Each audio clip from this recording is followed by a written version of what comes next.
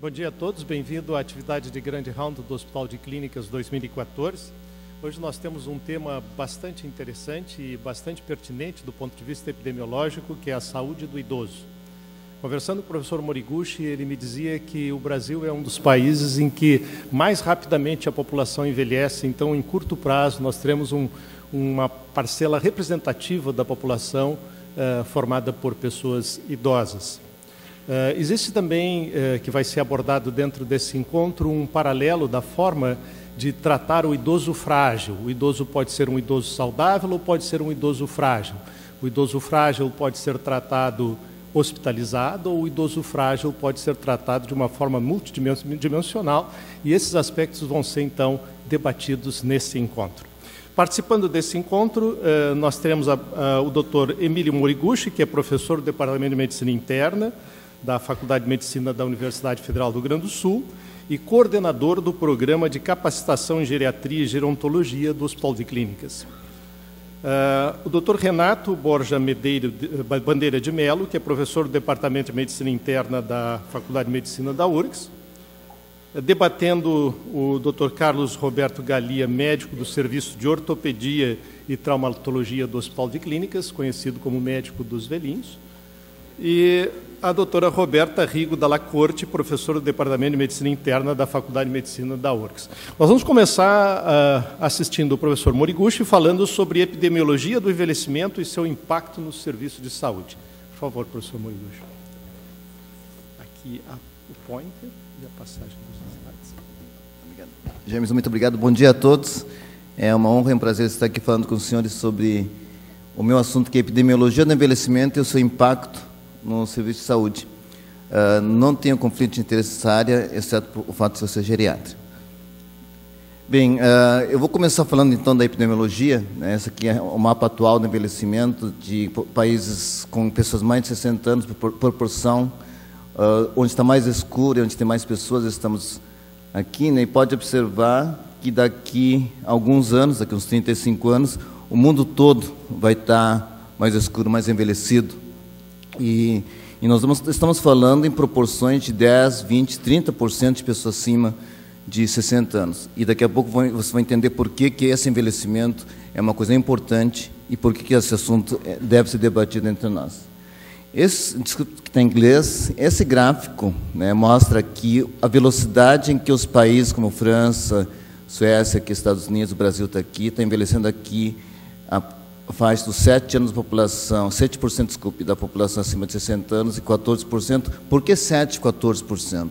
Os demógrafos consideram um país em envelhecimento quando ultrapassa a barreira dos 7% da população acima de 60 anos e um país envelhecido quando essa barreira ultrapassa 14%. E por que esse termo é envelhecimento envelhecido? É um termo que os demógrafos e os economistas criaram, porque à medida que a população de idosos num país aumenta, os custos sociais, né, socioeconômicos dessa população aumentam também. Tanto é que acima de 14% da população, acima de 60 anos, o país é envelhecido quando os custos com os idosos aumentam muito. E veja só o que eu quero mostrar aqui, 1860, 1900, assim por diante. Países europeus como a França e a Suécia demoraram mais de 100 anos para dobrar o número de idosos de 7% para 14%. Estados Unidos dobrou o número de idosos em cerca de 50 anos. Agora, o Brasil, como está aqui, o professor James já falou, é um dos países que envelhece mais rapidamente no mundo. Nós vamos dobrar o número de idosos aqui, daqui a pouco, né, 2015 por ali, em 20 anos. A grande diferença é que países europeus e Estados Unidos também provavelmente tiveram muito mais tempo de se preparar para receber essa população envelhecida do que o Brasil, que nós vamos dobrar o número de idosos, estamos dobrando o número de idosos nos próximos anos. Então, qual é a grande preocupação nossa? Né? Vários países, como o país da Europa, Estados Unidos e Japão, provavelmente também, tornaram-se ricos antes de velhos, e outros como nós estamos tornando velhos. Essa riqueza não é só de dinheiro, tá? É riqueza de conhecimento, riqueza de treinamento de pessoas que possam atender as pessoas de idade. Isso é um grande problema, e nós somos profissionais de saúde, e nós estamos muito preocupados com o fato que nós estamos envelhecendo antes de nos enriquecer da cultura do envelhecimento. O último censo, em 2010, nós temos 18 milhões de brasileiros acima de 60 anos, isso já representa 12%, já estamos quase chegando aos 14% que eu falei. É a faixa etária que mais cresce, comparado com outras faixas etárias, né? Essa aqui, na verdade, está mostrando o estreitamento da base da pirâmide populacional e aumento dos idosos. E veja só, esse número até, discuti com o doutor Renato, achei extremo, está no IBGE, tá? 1 milhão de pessoas cruzam a barreira de 60 anos de idade a cada mês no Brasil.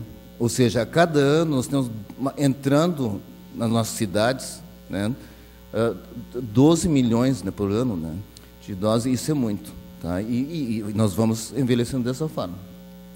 E aqui dá para ver bem, né, o impacto desse envelhecimento populacional em forma de pirâmide populacional. Década que eu nasci, né, pirâmide populacional bem pirâmide, com bastante jovens. Década que eu me formei, a paz já estava mais estreita, e provavelmente nós estamos por aqui, né? Agora, não dá nem para chamar de pirâmide, né? Muitos idosos aqui em cima, e daqui a 35 anos, veja só, nós vamos ter um monte de pessoas acima de 70 anos, um monte, né? E poucos jovens. É essa velocidade que nós estamos envelhecendo, então nós temos que nos preparar para saber atender esse pessoal que está envelhecendo, que não tem as peculiaridades dos jovens e tem peculiaridades diferentes dos adultos jovens. É a curva, são as curvas de expectativa média de vida no Brasil, mulheres, sempre vivendo mais que os homens, a média e os homens, e aqui, projeção para 2020, né, aqui 1980, em 40 anos, nós vamos ganhar 20 anos de sobrevida. Isso é um monte, pessoal. Nós vamos viver 20 anos a mais em 40 anos. Ou seja, nós estamos vivendo cada vez mais e nós temos que saber como viver cada vez mais. Por quê? Esses gráficos mostram a expectativa de vida e incapacidade em mulheres, está representadas aqui, em azul, as barras mostrando que a expectativa de vida aos 60 anos, aos 70, aos 75, ou que antes de 80 anos, é claro que vai diminuindo, né? Em vermelho, expectativa de vida livre de incapacidade, ou seja, envelhecimento ativo, pessoas que se mantêm ativos, infelizmente menos do que a expectativa média de vida. E o mais triste que eu quero mostrar, quantos anos, né, com incapacidade vive as pessoas que estão com 60 anos, aos 60 anos, cerca de 26%, desculpe, aos 70, a partir de 70, 33%, 75%, 39%, e acima dos 80 anos, quase metade, 45% de pessoas, né, com incapacidade. Isso é triste, porque incapacidades trazem infelicidade, né? Isso não é isso que nós queremos. Então, nós temos que cuidar para que a gente possa, à medida que envelhecemos, nós possamos diminuir esses anos de incapacidade, e isso é a nossa tarefa. Por que isso é importante? E a gente já vê direto aqui. Esses são os números de proporção de população geral acima de 60 anos que refere ter consultado médico nos últimos 12 meses das DataSUS, acima de 80%, ou seja, de cada 10 idosos, né, 8 procuraram médico nos último ano. E nessa faixa de idade, as pessoas não procuram mais, né, por qualquer motivo, procuram porque precisam, mostrando que realmente a gente tem que estar atento, né, o que nós podemos fazer para prevenir isso. E os custos em relação a isso, né? Porque isso acho que a gente tem que pensar como hospital universitário, a gente tem que pensar nisso. São os dados de 2004, não tem dados mais recentes oficiais, que pudesse pegar do DataSUS. Naquela época, em 2004, éramos 8% de pessoas acima de 60 anos. Veja só como nós estamos envelhecendo rápido. Hoje, em 2010, já somos 12%. Né? Agora, esses 8% de pessoas acima de 60 anos tinha uma taxa de hospitalização, que é o número de hospitalizações por 1.000 habitantes dessa faixa etária maior de todos, mais que o dobro de adultos jovens. Média de permanência de dias, 7 dias mais que a média de outras faixas etárias. Né? E aqui, o custo em milhões de reais, quase 30% do custo total, apesar de sermos apenas 8% naquela época. E o índice de custo que eu vou mostrar aqui, que é uma coisa que talvez impressione mais. Índice de custo é o custo de hospitalização em reais por habitantes por ano, per capita. Veja só, 60 anos ou mais, comparando 2001 e 2004. Um aumento, em apenas 3 anos, aumento de 13%, mostrando que, em termos absolutos de custo, a faixa etária que mais custa para o sistema, para o SUS, é o idoso que é interno. porque tanto as crianças, adolescentes e jovens que internam, geralmente, né, são patologias que a gente consegue resolver, enquanto que o idoso carrega patologias mais crônicas e tem várias reinternações, acaba custando muito mais para o serviço de saúde. E o grande segredo é exatamente, para diminuir esse custo, é evitar as internações, as reinternações.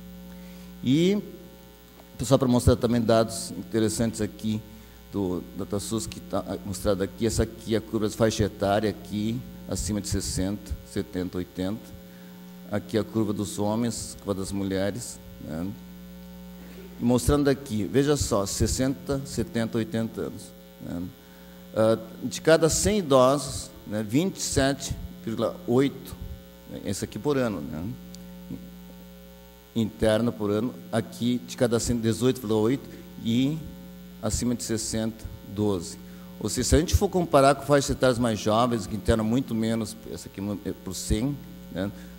Isso significa para nós que praticamente cada 4 idosos acima de 80 anos, ou 1 em cada 5, ou 1 em cada 10 idosos acima de 60, eles vão internar ou reinternar no hospital no ano. Tá? E o custo está aqui, né? O custo por paciente internado, 192 homens, 159 mulheres, mas muito mais alto que faz estar mais jovens. É por isso que o idoso custa muito para o serviço de saúde. A gente tem que evitar que esses idosos internem, porque são os que mais internam, reinternam e que mais custam para a sociedade. Então, para concluir, para introduzir o Renato, o idoso consome mais no serviço de saúde, né? As internações hospitalares são mais frequentes e o tempo de ocupação do leito é maior. Isso é um problema para o hospital devido à multiplicidade de patologias. E o custo da internação per capita tende a aumentar à medida que a idade avança. E, como mostrei nos números, essa aqui é a média, passando de R$ 93 por idoso na faixa de 60, 70 anos para quase 180 em média para idosos de 80 anos ou mais. Então, é um problema que, também para a instituição, do ponto de vista institucional.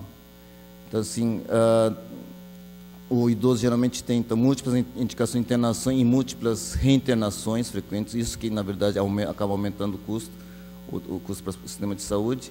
E nós temos, então, dentro desse contexto, necessidade de identificar o idoso frágil que interna e reinterna para evitar exatamente o que custa para o sistema de saúde. E qual é a fórmula? Eu me lembrei que aqui eu estou no Brasil, né? Essa aqui é um ideograma japonês. No Japão isso significa longevidade com saúde, né? Então, qual é a fórmula para longevidade com saúde? E quem vai nos dar mensagem sobre isso? A fórmula, não sei se vai dar fórmula, mas vai ser o professor Renato, por favor.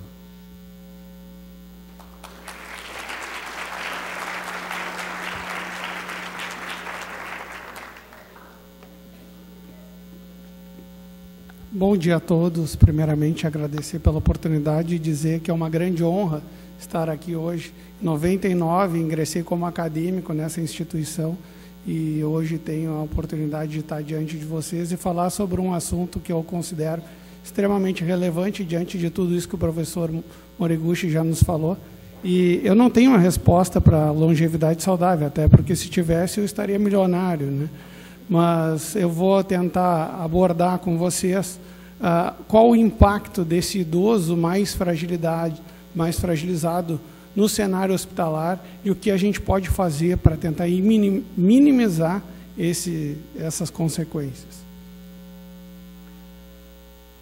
À medida que a gente envelhece, gradativamente vamos perdendo a nossa vitalidade ou função orgânica global e gradativamente ela é substituída pela fragilidade. Nesse processo evoluímos de um status de envelhecimento bem-sucedido até chegarmos a dependências funcionais e até mesmo falências orgânicas. Isso pode acontecer em um contínuo no envelhecimento fisiológico ou senescência até o envelhecimento patológico ou senil, com uma intersecção nesse meio de limitações funcionais leves até a dependência funcional, ou isso pode acontecer abruptamente em consequência de um evento agudo, por exemplo, um evento, um AVC, por exemplo, ou em degraus. E isso faz com que a gente consiga categorizar os idosos em dois tipos de pacientes, por assim dizer. Aqueles que nós chamamos de gerontolescentes, são idosos robustos, com sua plena capacidade funcional, laboral, social, e numa outra ponta é claro que não tão dicotômica assim, mas aqueles com declínio funcional iminente ou em risco de fragilização, e, de forma mais impactante, aqueles com declínio funcional estabelecido, já dependentes, que nós chamamos de idoso frágil, e nós geriatras gostamos de chamá-los de pacientes geriátricos. E a idade é o fator de menor relevância. A fragilidade e a reserva funcional reduzida nos ajudam a identificar quem é esse idoso frágil. E algumas pistas, como insuficiências orgânicas, imobilidade, desnutrição, diversas comorbidades, sobretudo mais que 5 delas ao mesmo tempo, aqueles idosos com insuficiência cognitiva, com alto risco de delírio, ou os estados confusionais agudos, ou história prévia deles, e também instabilidade postural. Diante disso, a gente consegue identifica um paciente que interna bastante. E na grande maior parte das vezes, eles internam por doenças cardiovasculares ou doenças respiratórias, independente se idosos jovens ou muito idosos. Mas, neste cenário, apesar de, obviamente, termos que nos preocupar com essas condições clínicas primárias e suas consequências mais diretas, como, por exemplo, uma evolução para um quadro séptico, necessidade de cuidados em UTI, enfim, nós temos que pensar em outros tipos de complicação que frequentemente são subdiagnosticadas e subtratadas no cenário hospitalar. O paciente geriátrico, ele frequentemente, quanto mais idoso ele for, e isso mais frequentemente acontece, ele desenvolve úlceras por pressão durante a internação, quedas intra-hospitalares, estados confusionais agudos, reinternações frequentes, infecções nosocomiais e declínio funcional. E cada um desses fatores é um preditor independente dos outros. Ou seja, é um círculo em que, muitas vezes, uma comorbidade desencadeia o aparecimento das outras complicações. E essas complicações, elas estão associadas a um declínio funcional maior no momento da alta, prolongamento da internação, morbidades secundárias durante o processo de internação, alta para uma instituição de longa permanência ou uma institucionalização no primeiro ano pós-alta, e frequentemente esses pacientes reinternam. Eles têm alta e voltam. E isso faz com que o paciente idoso tenha, isso impacta diretamente no prognóstico desse paciente e na qualidade de vida dele, que é uma variável de grande interesse nesse cenário atual de envelhecimento. Mas isso também impacta no sistema de saúde, traz um impacto financeiro muito grande e acaba prejudicando o manejo de leitos, sobrecarregando os sistemas hospitalares, como a gente tem visto atualmente. E como nós podemos interferir para tentar minimizar esse problema e nos preparar para essa população que tanto envelhece, rapidamente envelhece, e que vai precisar cada vez mais de nós. Modelos de avaliação multidimensional de saúde do idoso já foram propostos e já são utilizados em diversos países, em alguns deles, como os Estados Unidos. Isso, desde a década de 70, vem progressivamente sendo estudado e aplicado. Ele consiste em identificar o paciente frágil através da avaliação da sua funcionalidade, da sua capacidade de executar suas atividades de vida diária, tanto trabalhar quanto capacidades de autocuidado, por exemplo. E isso vai depender de dois grandes pilares, que é a autonomia e a independência do paciente. A autonomia diretamente relacionada à cognição, ao seu humor ou comportamento, e a independência da sua capacidade de mobilidade e da sua capacidade de comunicação. Para identificar, através de instrumentos de fácil aplicação, que nós não entraremos no mérito agora, nós podemos amplamente avaliar esse idoso em questão de 20 minutos com ferramentas específicas e identificar o que nós chamamos de síndromes geriátricas, que são a incapacidade cognitiva, a instabilidade postural, a imobilidade, as incontinências esfincterianas, a incapacidade de comunicação e a maior sensibilidade à iatrogenia, frequentemente causando complicações intra-hospitalares, por essa maior suscetibilidade. E qual é o impacto de se fazer isso? Em 2010, no BMJ, foi publicada uma meta-análise que comparou esse tipo de estratégia, uma meta-análise de ensaios clínicos que avaliou essa estratégia com o tratamento usual. E eram idosos com mais a idade média em torno de 76 anos, funcionalidade e mortalidade foram os desfechos avaliados, encontraram 17 trials com mais de 4.500 pacientes. Em relação à funcionalidade no momento da alta, os pacientes submetidos à avaliação multidimensional e as condutas subsequentes à identificação da fragilidade tinham alta mais frequentemente com melhor capacidade funcional do que aqueles que não recebiam esse tipo de intervenção. E, de forma interessante, esse benefício se mantinha no segmento de 3 a 12 meses. E, de forma mais impactante, o resultado disso sobre a mortalidade. Os pacientes que foram submetidos a esse tipo de conduta tinham uma redução de 28% na mortalidade intra-hospitalar, quanto comparados àqueles submetidos aos protocolos padrão de atendimento. E esse efeito sobre a mortalidade se mantém também durante o segmento. E notemos que é uma redução de mortalidade semelhante a condutas consagradas na nossa prática, como reperfusão coronariana, por exemplo. Uma outra meta-análise publicada em 2012, também de ensaios clínicos, avaliou dois tipos de unidades de internação. Uma unidade de internação geriátrica, onde a avaliação multidimensional e suas condutas eram aplicadas, contra um protocolo padrão. Na unidade geriátrica havia uma redução de 50% na incidência de quedas intra-hospitalares, uma redução de 27% na incidência de delírio durante a internação, reduzindo o tempo de internação em média em 1,2 dias. Mas, sobretudo, já se visualiza, depois de uma análise ajustada, uma redução de $245 em média para cada paciente internado. E o delírio, que é um fator muito frequente na internação, na UTI pode chegar a mais de 80%, na emergência em torno de 60%, nas unidades de internação 20% a 30%, dependendo da população selecionada. Essas intervenções também têm grande impacto e são alvos de diversas investigações. Um estudo pré- e pós-intervenção que arrolou 590 idosos com mais de 90 anos, por exemplo, aplicar o protocolo HELP, que é Hospital Elder Life Program, que é um tipo de avaliação multidimensional, e avaliou o impacto disso sobre a incidência de delírio e os custos de uma internação. A partir do momento que se aplicava o protocolo, o tempo de internação começava a reduzir, e no momento que se aplicou o protocolo completo, durante a curva de aprendizado, um pequeno aumento, mas depois uma redução significativa.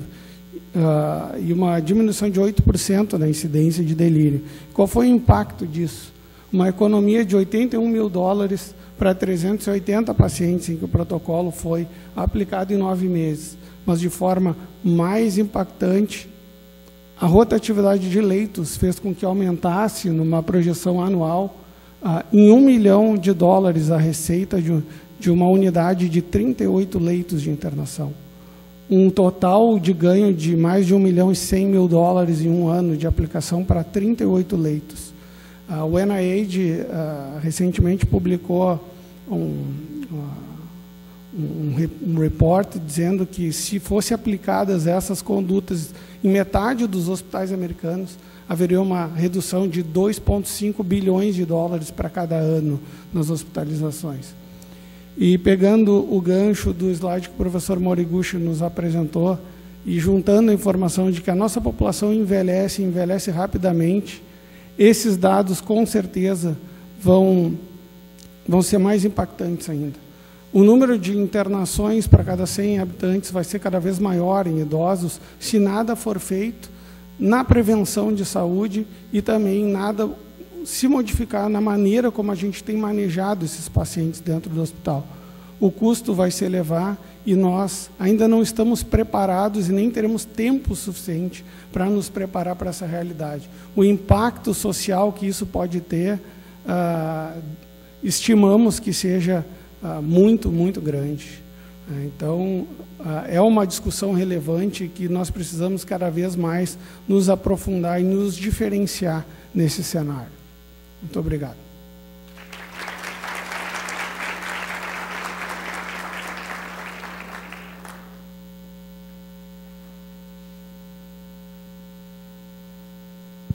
Eu gostaria de convidar, então, os nossos palestrantes e também debatedores para compor a mesa. Nós temos uma forma interativa agora de questões. Por favor, pode projetar a primeira. Para quem já está familiarizado com isso, nós vamos ler a questão e vocês vão ter a oportunidade, então, de escolher a resposta e depois essas respostas vão ser comentadas.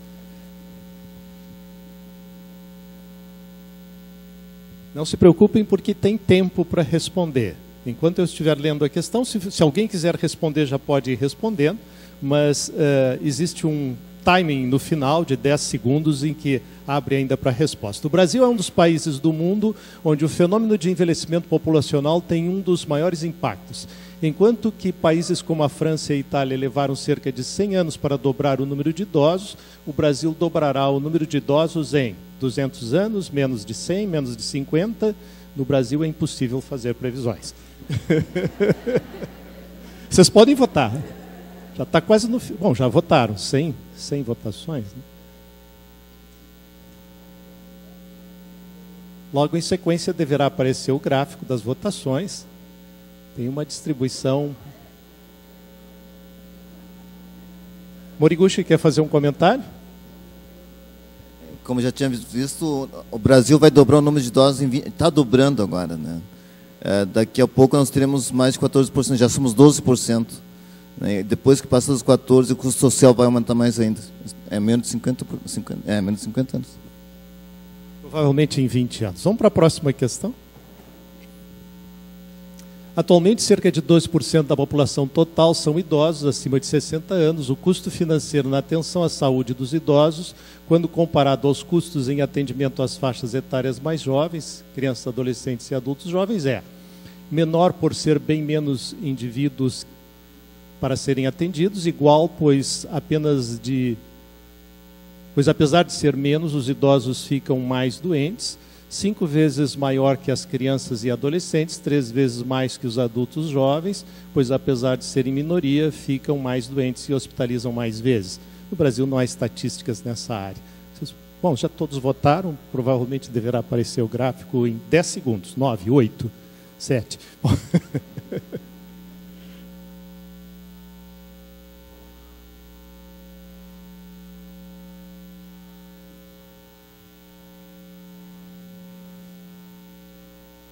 Ok, ainda uma distribuição muito homogênea. Quem gostaria de comentar? Renato? Realmente, apesar de serem ainda a minoria, são muito mais doentes, têm muito mais comorbidades, as internações são também igualmente mais frequentes e eles ficam mais tempo no hospital e demandam serviços de maior complexidade, por isso os custos são bem mais elevados em comparação com adultos jovens e crianças. Temos mais uma questão. Né? O custo na atenção à saúde do idoso encarece porque os idosos ficam mais doentes que os jovens, as doenças dos idosos tendem a ser mais crônicas e necessitarem de medicamentos de uso contínuo, os idosos hospitalizarem e rehospitalizarem mais que os jovens, todas as opções acima.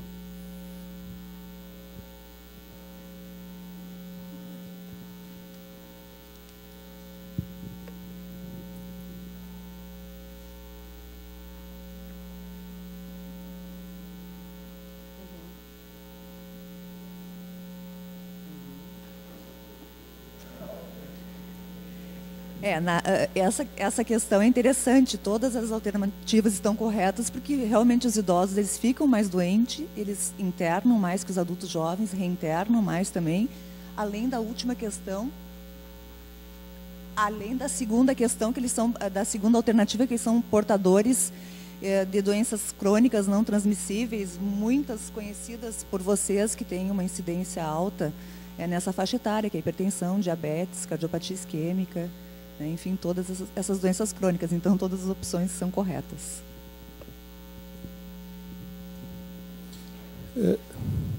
Será que geraria algum constrangimento se eu pedir para levantar a mão as pessoas que têm mais de 60 anos? É um grupo bem representativo. Quem tem na faixa de 40 a 50 anos?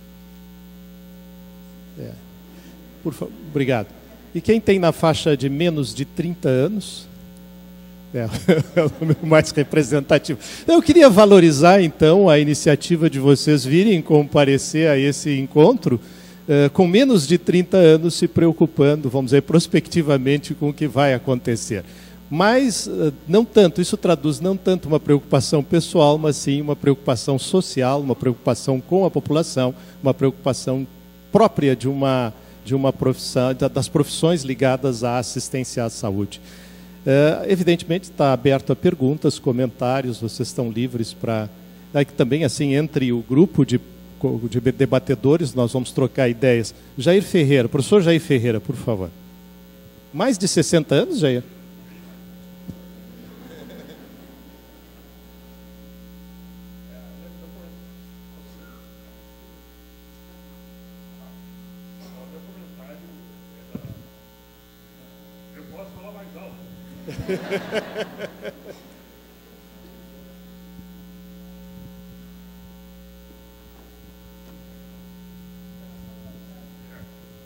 O meu comentário.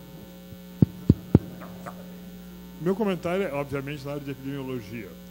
Aquele dado que o professor Moriguchi ficou surpreso, de 1 milhão de pessoas cruzando a faixa de 60 anos por mês, ele, obviamente, não pode ser do Brasil.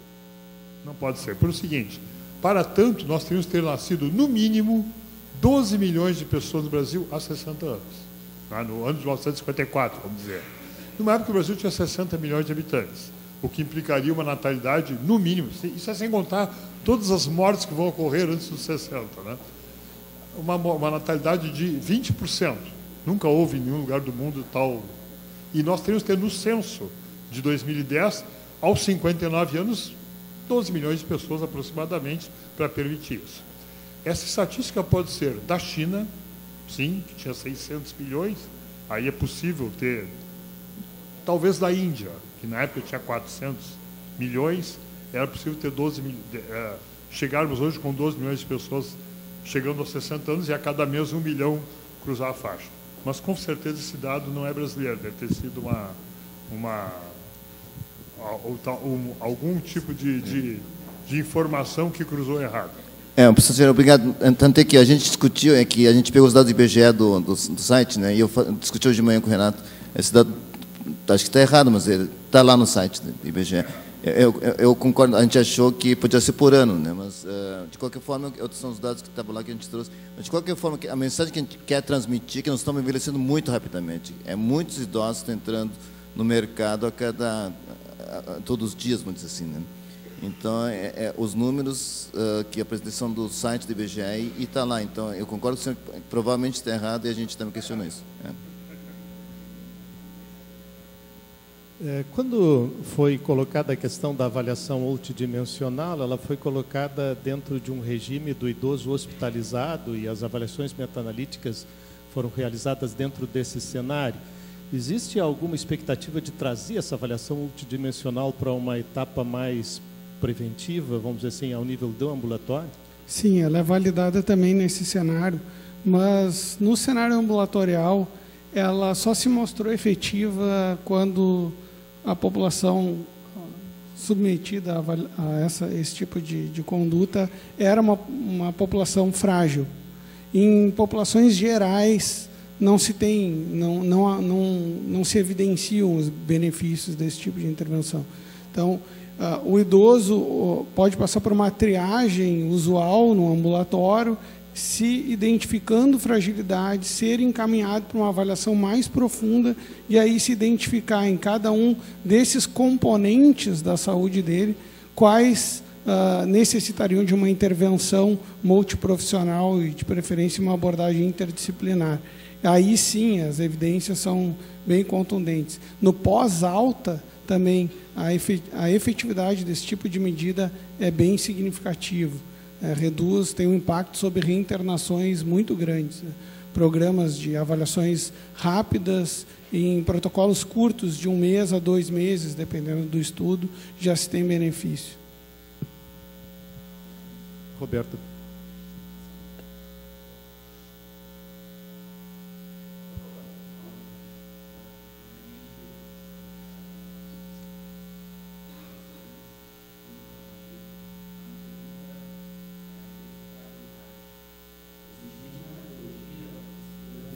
Surgiu não, foi mais intensamente avaliado e nós mais intensamente estamos olhando esse termo fragilidade. Isso porque ensaios clínicos, principalmente procedimentos de troca valvar percutânea, se utiliza esse termo fragilidade para decisão que realmente muda a história natural da doença. Talvez seja uma das grandes intervenções na cardiologia em pacientes idosos. O que a gente vê na definição de fragilidade são vários scores, tentativas de colocação de scores, e a gente não define exatamente como classificar os pacientes como frágeis. Fica numa questão até com um jeitão, uma avaliação subjetiva, e o que a gente vê, a tentativa na literatura de objetivar essa palavra fragilidade. Eu queria saber qual o score preconizado, se existe algum score preconizado, e quais são os itens mais utilizados para se avaliar a fragilidade. O registro cardiológico, isso é para nós interessante, mas também para avaliação pré-operatória de outras cirurgias.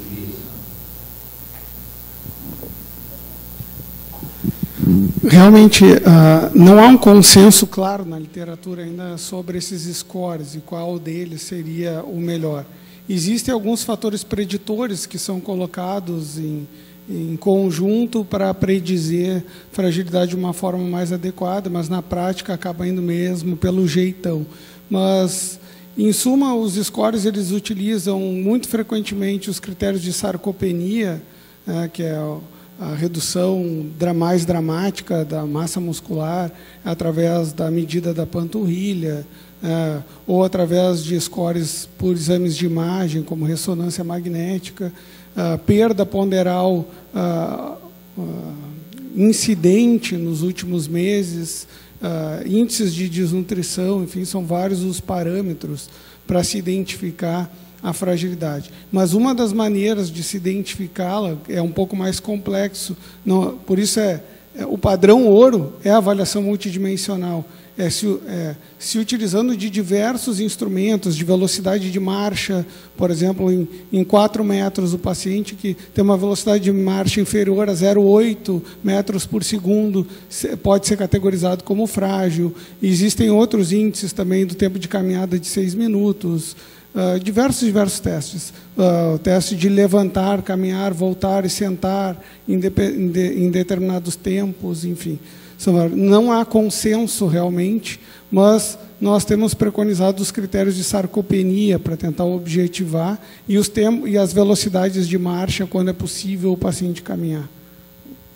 Eu vou complementar a resposta dizendo que, já que não há um consenso no diagnóstico de fragilidade, a gente utiliza várias variáveis e o feeling, né, é valorizado também, como a gente vê o paciente, o fenótipo do paciente, a gente vê o paciente se movimentar também vale, né, como um critério. A gente tem utilizado pela interface com o conceito entre fragilidade e sarcopenia, que é a perda de massa muscular relacionada com o envelhecimento, a gente tem usado o consenso europeu de sarcopenia.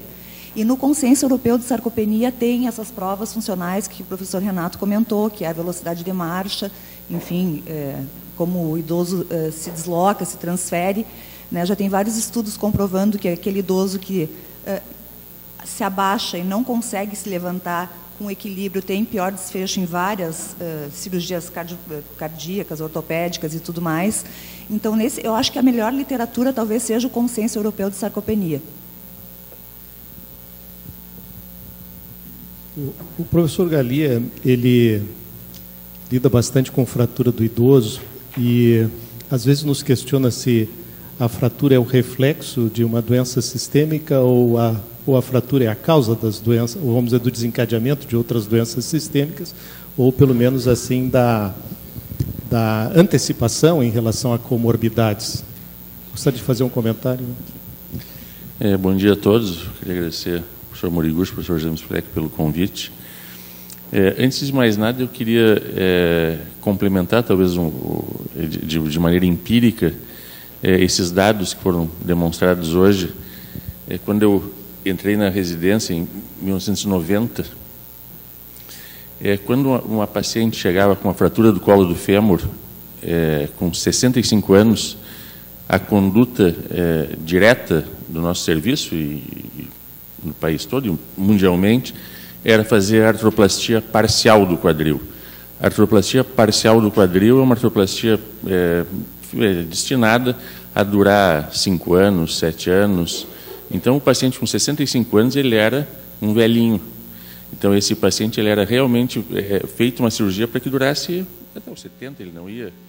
Bom, hoje, quando um paciente de 65 anos aparece com uma fratura do colo do fêmur, a nossa discussão não é mais se é parcial ou total, a prótese é total, que tem uma durabilidade aí dos seus 15 ou 20 anos. Mas já começa a se discutir se vai se usar uma cabeça de cerâmica ou uma cabeça de metal, que a cerâmica, teoricamente, dá uma durabilidade maior da prótese.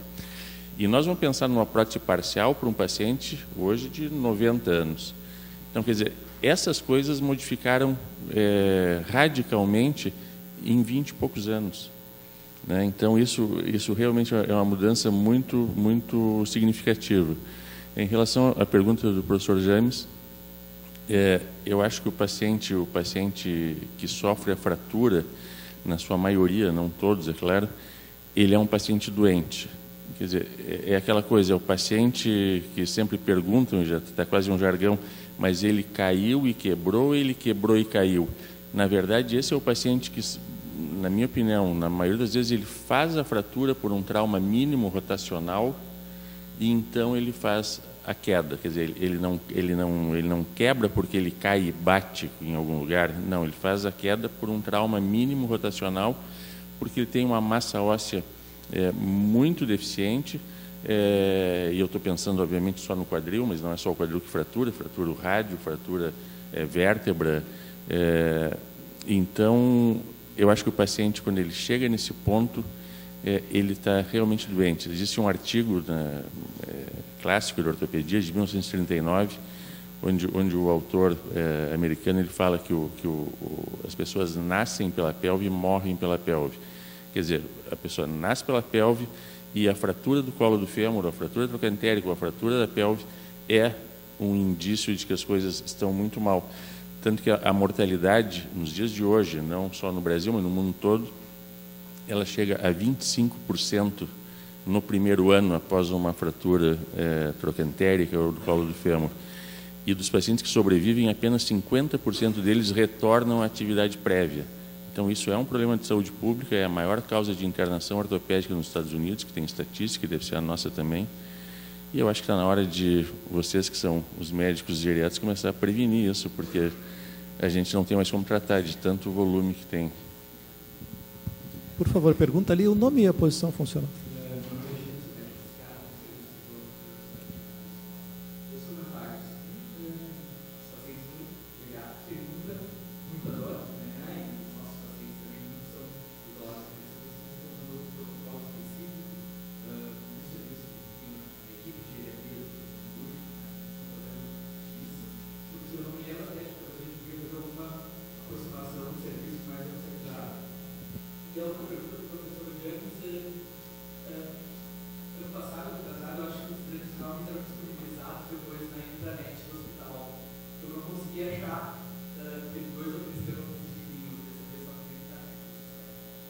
Primeiro, para a pergunta mais importante. Posso responder? Roberto. Vou falar como digamos, a especialista em dor do serviço de geriatria, né, da unidade de geriatria. Na realidade, não há nenhum protocolo específico, Alexandre, que a gente esteja utilizando no tratamento da dor dos pacientes, mas os pacientes são avaliados com as escalas já conhecidas, né, de avaliação de dor, a escala visual analógica, enfim. E, logicamente, que dentro da medicina geriátrica a gente tem uma superadaptação das doses das medicações, né, de acordo com o clearance do paciente, enfim, a depuração da creatinina renal. E, principalmente, a gente tem um pé atrás, digamos assim, no uso dos anti-inflamatórios não esteroidais. O uso, a gente sabe da necessidade, muitas vezes, de se tratar dor óssea, o melhor analgésico é o anti-inflamatório não esteroidal, mas o indivíduo idoso, já justamente pelo envelhecimento fisiológico, né, função renal depletada, e o maior risco de sangramento gastrointestinal, já é um paciente de maior risco cardiovascular, tu pode agregar o anti-inflamatório e aumentar ainda mais o risco dele infartar, aumentar a hipertensão arterial sistêmica. E ainda, por fim, a nefrotoxicidade, que é um dos fatores que mais causam internações por iatrogenias em idosos, né, perda de função renal por uso indiscriminado de anti-inflamatórios, a gente tem uma tendência a utilizar anti-inflamatórios somente assim, em curtíssimo prazo, né, 5 a 7 dias. É uma conduta bastante geriátrica essa, né? Eu não sei se o Dr. Galia quer fazer um contraponto, porque eu sei que na ortopedia, por vezes, é necessário um uso mais prolongado de anti-inflamatórios, mas a nossa conduta é tentar evitar e seguir os passos, enfim, da escala, né, dos analgésicos, desde os analgésicos mais comuns, sempre com medicações coadjuvantes, quando a dor é crônica, e tentando também obter um acompanhamento psicoterápico. Eu recentemente escrevi um parecer sobre dor crônica no idoso para o Departamento de Cardiogeriatria da Sociedade Brasileira de Cardiologia, abordando esses aspectos, essas particularidades, pensando sempre na estratégia de começar com menores doses e progredir lentamente, respeitando os passos de tratamento como é preconizado no adulto. A Sociedade Americana de Geriatria publicou recomendações, não é um protocolo e nem uma diretriz propriamente dita, mas recomendações, se não me engano, 2009 ou 2010, e que são utilizadas até hoje. E falam bastante sobre o uso de opioides nessa população, que apesar de serem mais predispostos a eventos adversos, sobretudo constipação e náuseas, e também delírio desencadeado pelo uso de opioides, é uma excelente arma no combate à dor crônica.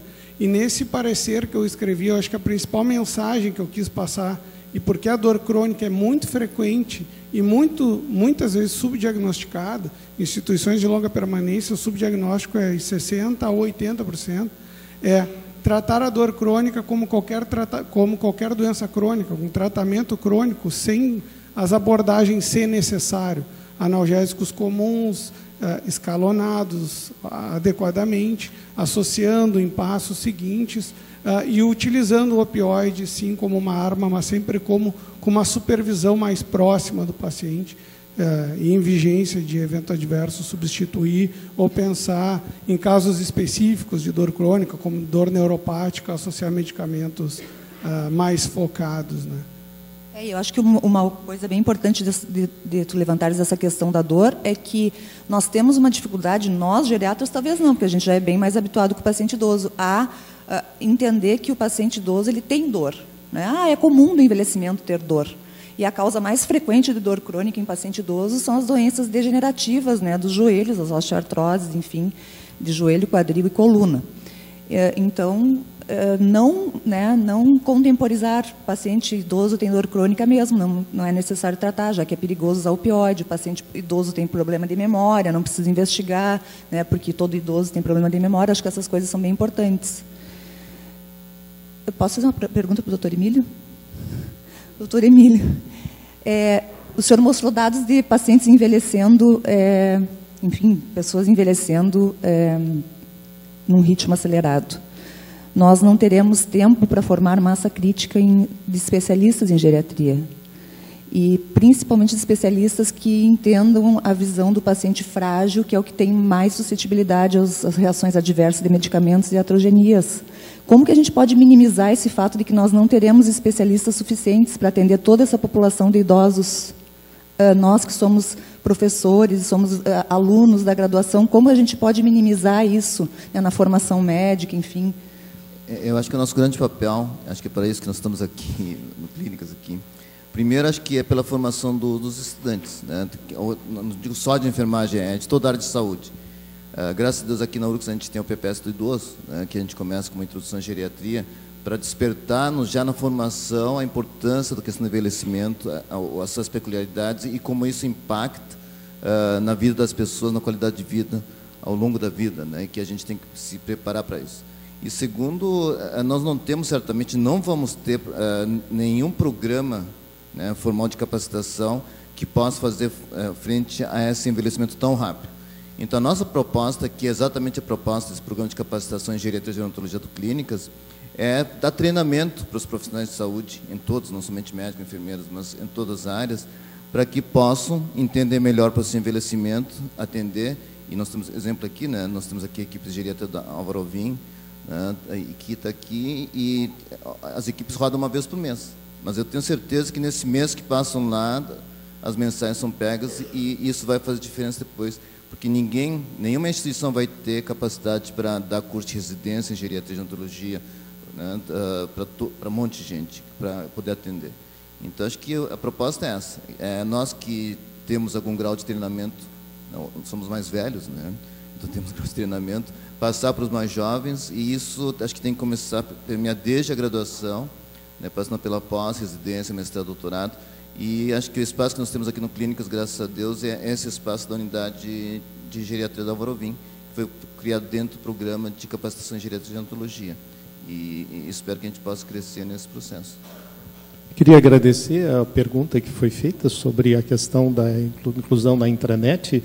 Os nossos encontros continuam sendo filmados e apresentados em YouTube, mas eu já questionei o grupo da TI e da coordenadoria de imprensa do hospital para que volte a ser viabilizado na intranet. Vou ter uma reunião com eles ainda essa semana com esse objetivo. Foi muito bem acolhida a tua questão. Tem mais uma pergunta aqui, por favor? Nome e função?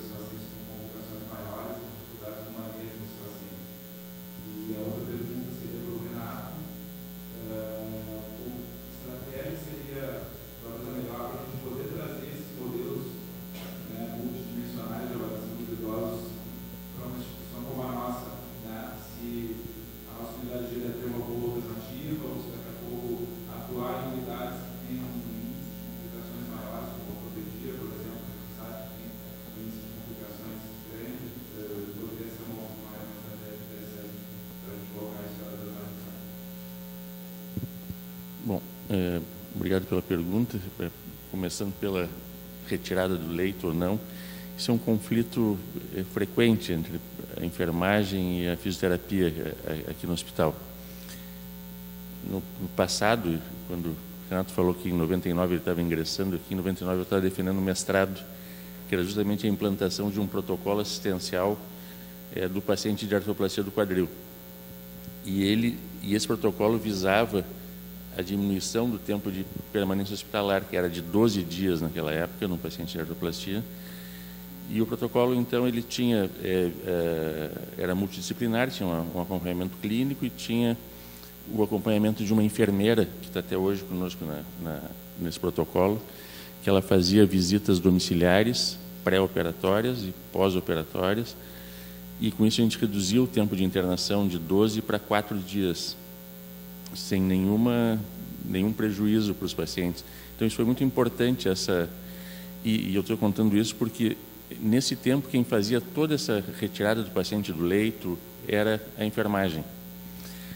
Com a entrada das fisioterapeutas, então, é aquela coisa que quando um faz, o outro deixa de fazer, então a enfermagem não se sente mais segura para fazer essa retirada do leito, que era elas que faziam. Então tem essa discussão, mas o que a gente tem que saber é o seguinte: se o paciente está acordado, se tem a condição mínima cognitiva, ele tem que sair do leito o mais cedo possível. Quanto às dificuldades que tu perguntaste, eu vi que tem vários psiquiatras, eu acho que uma das maiores dificuldades no paciente idoso com fratura é o manejo da família. A gente vê muitas relações muito doentes entre mãe e filhos e filhas. Então, existem... que não é aquela relação de afeto, é uma relação, eu não sei explicar como, mas é uma relação mais patológica. E a gente tem dificuldade nesse manejo. Os pacientes às vezes não entendem que esses números existem. Às vezes tem pacientes de 98 anos e as pessoas não aceitam que ela pode vir a falecer num procedimento desses, ou não quer que opere, porque não, então deixa ela assim, mas se operar ela vai morrer de qualquer jeito. Então, eu acho que o manejo emocional é o mais difícil de todos. E o manejo clínico, aí sim vem as infecções, né? A própria infecção cirúrgica, que ela tem um índice 3 a 4 vezes maior do que no paciente da artroplastia de artrose, quer dizer, o paciente com fratura ele infecta mais pela desnutrição, pelo estado clínico. As infecções urinárias, infecções respiratórias, formação de úlceras de decúbito. Se tu não tira um paciente, às vezes 2 dias no leito ele já começa a fazer uma escara, e isso atrasa todo o andamento. Então, realmente é um paciente de difícil manejo, e a gente tem que formar uma relação muito boa com o paciente e com a família, porque a família tem que entender que nem sempre o desfecho é aquele esperado. Não sei se eu respondi a tua pergunta. Em relação à minha parte da pergunta, a instituição desses protocolos é relativamente simples, requer treinamento, mas requer treinamento de uma equipe multidisciplinar. E esse tem que ser o maior esforço, de juntar profissionais com interesse nessa área e que estejam dispostos a implementar. Eu acho que esse é o primeiro passo. E o passo seguinte, construindo esse protocolo, construindo um protocolo de rounds interdisciplinares dentro de unidades inicialmente.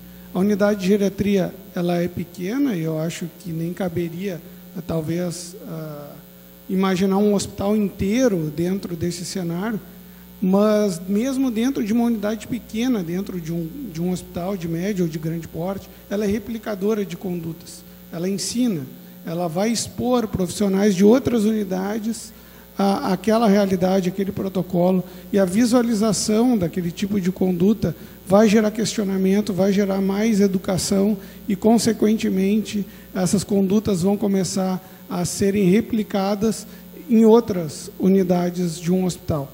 Em relação a um cenário, por exemplo, de uma parceria com a ortopedia, esse é um modelo mais investigado nos Estados Unidos, que eles chamam de modelo de avaliação multidimensional ortopédico-geriátrico, e é onde se veem os maiores benefícios. O Dr. Galia, em 99, estudou isso aqui dentro, e existem diversas meta-análises mostrando que o tempo de permanência no hospital diminui, e diminui significativamente. Tem estudos que mostram até 4 dias menos de internação hospitalar, um impacto sobre custos gigantesco, mas o principal que se vê é a funcionalidade que esse paciente sai do hospital. Aí sim é o maior benefício, porque pelo próprio viés de seleção da amostra, o paciente que fraturou, ele é um paciente frágil, a fratura é mais um marcador dessa fragilidade. Eles com certeza complicam mais, eles são mais sujeitos à iatrogenia por questões idiosincráticas, eles são mais sujeitos a outras complicações, por exemplo, infecciosas dentro da internação. Então, claro que quanto mais grave a população, mais complica, maior é o impacto da conduta. Então, a gente acaba vendo, esse cenário seria ideal, começando por uma unidade de geriatria, parcerias com outras unidades, por exemplo, protocolos de delírio, urgentemente precisam ser institucionalizados, principalmente nas unidades de terapia intensiva, na emergência. Eu sei que é muito complexo lá na emergência, mas poderia, pelo menos em parte, ser aplicado. E aí, essa realidade ser replicada para o resto do hospital. Nós temos mais 2 perguntas aqui e depois lá na parte superior do anfiteatro.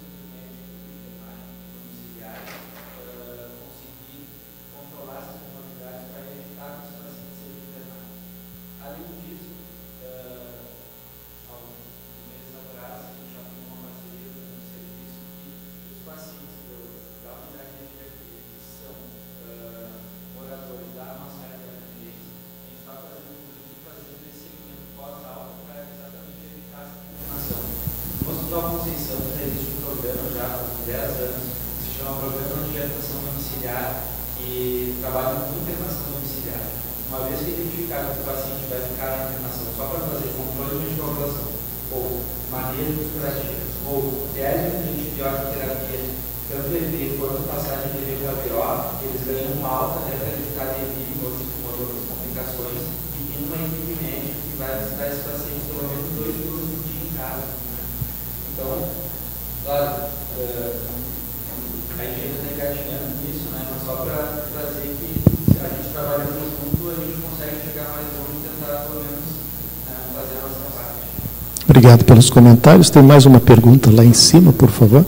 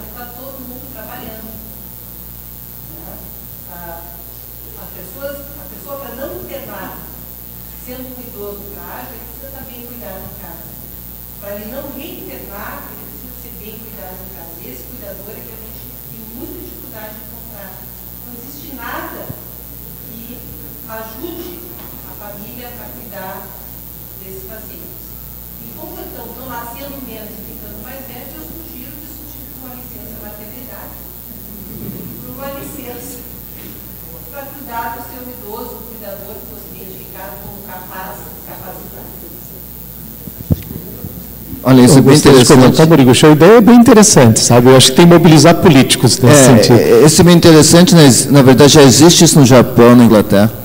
Então, assim, isso já existe e é uma necessidade. Nós temos, não aqui ainda, mas nós temos cursos de cuidadores. A gente tem que formar cuidadores, porque não é de qualquer jeito que se cuida, porque, às vezes, tem gente que acha que está cuidando e está atrapalhando, né? Então, olha, é um assunto super relevante e acho que nós temos, além de formar recursos humanos dentro da nossa profissional de saúde, o curso para cuidadores é uma coisa relevante que nós temos nos nossos planos fazer. E é a política também, porque no Japão existe a licença cuidador, né? Pessoas que trabalham, né, em idade produtiva, eles recebem, tinha pagamento tem que atestar a gravidade do idoso, recebem e eles podem ter, além de receber o salário, né, ter o tempo para cuidar. Isso é uma necessidade nas sociedades que envelhece, o Brasil vai precisar, e isso é uma coisa política que nós certamente vamos ter que trabalhar junto. Essa é a ideia. Infelizmente, eu vou ter que encerrar. Eu gostaria de agradecer ao professor Moriguchi, ao Renato, à Roberta, ao Galia, e a presença de todos vocês, especialmente o grupo jovem que se preocupa com o idoso.